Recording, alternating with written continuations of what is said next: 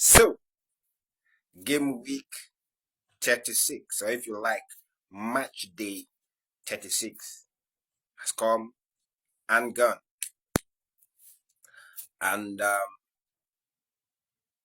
few of my predictions were right, a few were wrong. For instance, I predicted that Manchester City will easily defeat Southampton, who are 20th on the league table. However, Manchester City could not even score a goal. I must be candid. I didn't watch the game. I don't know if they lost loads of changes. I made those predictions purely based on stats and what I felt should happen. Because Manchester City has been scoring goals recently, and Southampton has been conceding goals recently. I mean, all season, not even recently, all season, and they don't have anything to play for.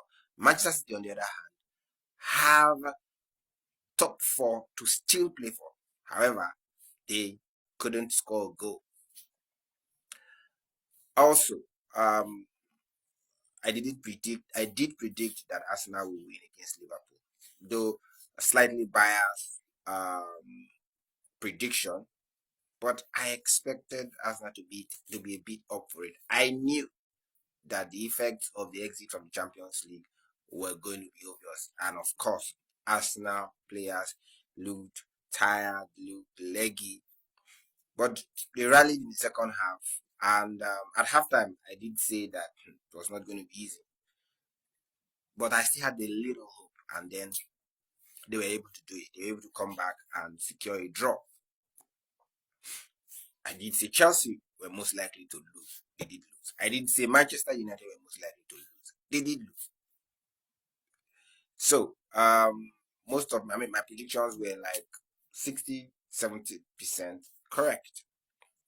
So what does this mean for the league, for the top four finish? Because the league table is done.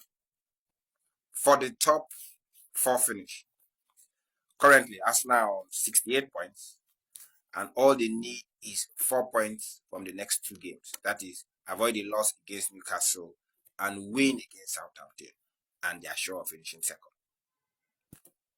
Secondly, Newcastle are currently on 66 points. So they have to just get 4 points from the next two games to ensure that they finish in the top four. Manchester City, on the other hand, also has to take a minimum of 6 points from the remaining two games to also be sure of Champions League. Chelsea must take 6 points also from the next two games to be sure of Champions League. Else, they risk dropping out completely. If they fail to win both of their remaining two games, they risk of finishing even below Nottingham Forest, who are currently on 7th. So as it stands, the teams that will qualify for next season's Champions League are Liverpool, Arsenal, Newcastle, Manchester City, Chelsea, and Chelsea. 5 teams. While Aston Villa and Nottingham Forest qualify for Europa League and Conference League. However it will be a good season for Nottingham Forest because they will be in Europe. As it is, they cannot finish outside the European places. Perhaps the Conference League is not a bad league for them to start to get reintroduced into Europe. So it will still be a fantastic season for them, for Nottingham Forest, if they finish only in 7th, which they cannot finish below, because right now there are some 8 points ahead of Brentford in 8th.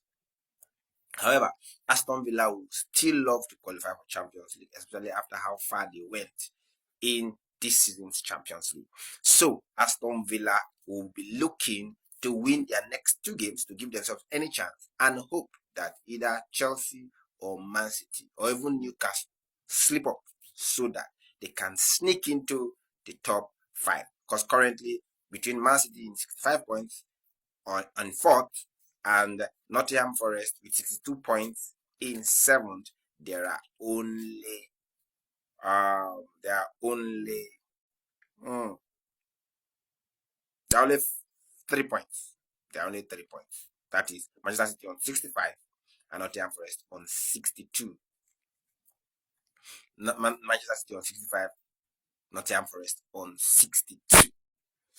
So, who do I think will finish in the top 5 positions?